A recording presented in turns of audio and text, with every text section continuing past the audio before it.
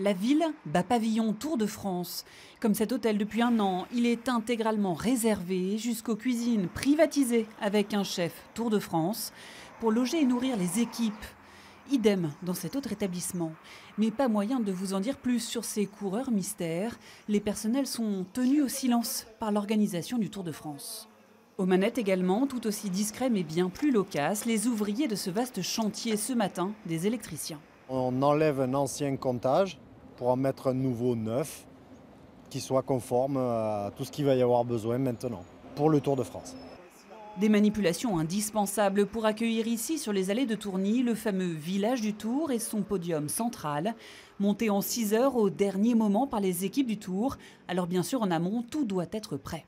Là, on est sur le site principal, mais il y a d'autres sites annexes. On a donc l'intégralité des boulevards. Ensuite, il y a les zones de vie et de repos des techniciens.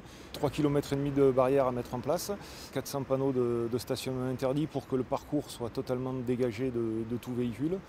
Tout ça pour un point de départ fictif sur le boulevard, à l'angle de la petite rue Rolle-Trou, star d'un jour, avant le vrai départ de Boulazac.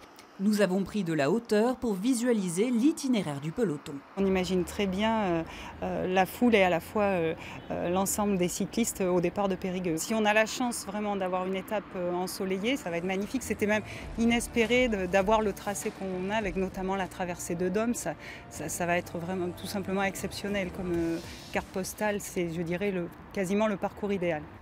Ces 3 jours en Dordogne, de Périgueux au Bergeracois, s'annoncent d'ores et déjà comme une grande fête populaire.